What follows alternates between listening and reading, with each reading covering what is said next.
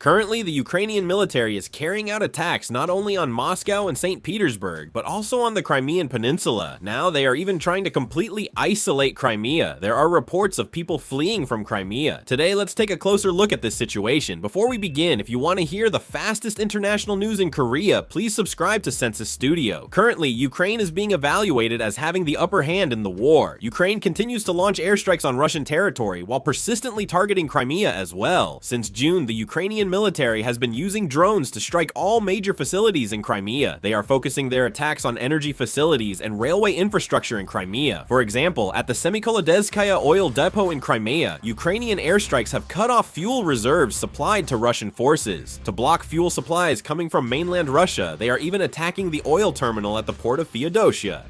But the problem is, these airstrikes are not limited to Crimea. They are being carried out across all of Russia. The International Energy Agency has estimated that due to recent attacks by the Ukrainian military, more than 20% of Russia's refining capacity has been temporarily shut down. You might ask if it's possible to transport goods by land instead of by ship, but Crimea is not a self-sufficient region. It constantly needs supplies to come in from outside. But the Ukrainian military is continuously attacking Crimea, and at the same time, they're targeting the routes that connect Crimea to the outside. There are three main routes.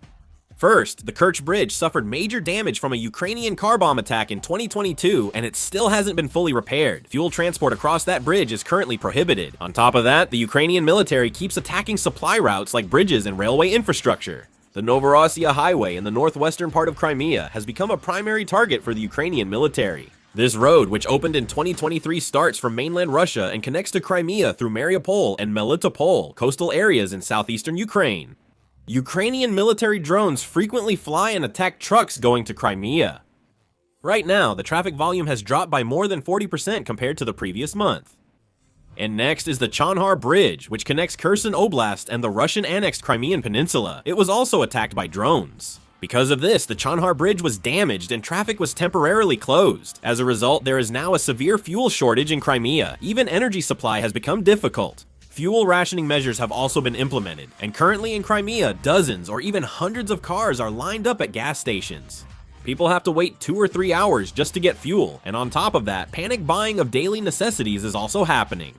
Also, because Crimea is under heavy attack, residents are fleeing the area. The Russian Ministry of Energy has also issued an unusual statement regarding the current fuel situation, saying that energy companies are facing increasing enemy airstrikes, and as a result, there are temporary disruptions in fuel supply in several southern regions. Analysts say this situation stems from ongoing Ukrainian attacks on Russian oil facilities in Crimea and mainland Russia. In response, Russia is adopting a hardline stance. Sergei Lavrov, Russia's foreign minister, said they will keep launching major airstrikes on targets impacting Ukraine's military capabilities and infrastructure. In fact, the Russian military has recently continued missile and drone attacks across Ukraine, targeting arms factories, railroad facilities, and energy facilities as their main targets. Currently, international media is focused on Ukraine's recent long-range drone attacks. With repeated attacks on Moscow, the Crimean Peninsula, and Russian oil refineries, Russia's increasing damage is becoming more evident. On the other hand, although Russian forces continue to carry out airstrikes on Ukraine's rear areas on a daily basis, these attacks are receiving relatively little attention. Because both sides are attacking each other at the same time, Ukraine's offensive appears more prominent from the outside. Ukraine has a reason for continuing attacks on Crimea. Since Russia forcibly annexed the Crimean Peninsula in 2014, this region has been under Russia's de facto control for more than 10 years now. However, the international community still regards the Crimean Peninsula as Ukrainian territory. From Ukraine's perspective, there is a clear reason why they cannot give up Crimea. The Crimean Peninsula is a strategic base controlling the Black Sea and impacting southern Ukraine's security and maritime trade. Major ports, including Sevastopol, have significant economic value as well as military value. President Zelensky of Ukraine has repeatedly stated his determination to retake Crimea during the war for these reasons. The Ukrainian government believes that without regaining Crimea, the territory can't be considered fully restored to its pre-war state. The Crimean Peninsula is also the main base of Russia's Black Sea Fleet. If they can put pressure on this area, they can limit the operational range of the Russian Navy and put pressure on the entire southern front. However, in reality, it is a very difficult task for Ukraine to directly recapture the Crimean Peninsula by deploying large-scale ground forces. Russia has spent years building defenses and deploying troops and equipment across Crimea, also establishing strong sea and air defense networks. Ukraine is also aware of this reality, so instead of a frontal assault, they are focusing on strategies to weaken the Russian military's supply capabilities. Currently, Crimea is a key supply base and troop hub for Russia's southern operations, so paralyzing only Crimea would still greatly affect the southern front. The Ukrainian military has recently targeted oil storage, railways, ports, bridges, and fuel transports for the same reason. Because the Crimean Peninsula lacks enough energy production, it must depend on imported fuel and supplies. Ukraine is exploiting this weakness. The goal is to hinder the Russian military from getting fuel, supplies, and moving troops.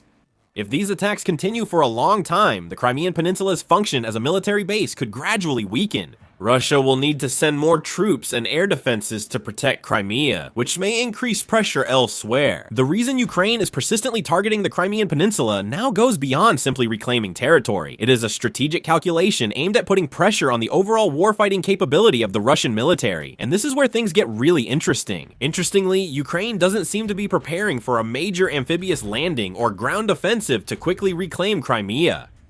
On the contrary, if we look at the recent movements of the Ukrainian military, it seems they are focusing more on increasing the cost Russia has to pay to maintain control over the Crimean Peninsula, rather than making the peninsula itself the direct target of attack. Currently, Russia sees the Crimean Peninsula as a region that must be defended at all costs. The problem is that Crimea is not the only area Russia has to defend. Drone attacks are continuing in various parts of mainland Russia, and they also have to maintain the front lines in Ukraine. On top of that, they now have to worry about defending the border areas as well.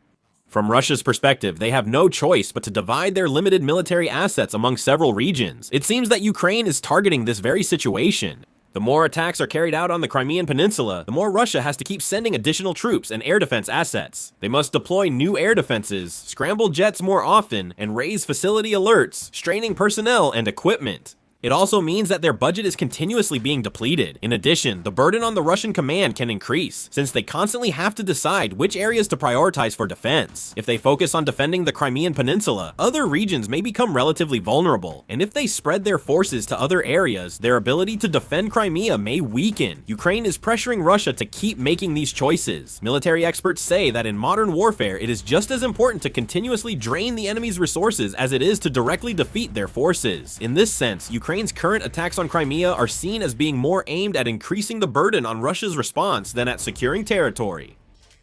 If this strategy continues for a long time, Russia may find itself in a situation where it has to keep allocating significant resources not only to the front lines, but also to rear area defenses. What is even more noteworthy is that these attacks have started to affect Russian society beyond the front lines. In the early stages of the war, many Russian citizens regarded the war as something happening far away. The actual fighting was taking place hundreds or even thousands of kilometers away in Ukrainian territory, and most people's daily lives continued without major changes. The Russian government also managed the situation to minimize social unrest, making sure that the negative effects of the war were not directly felt by ordinary residents.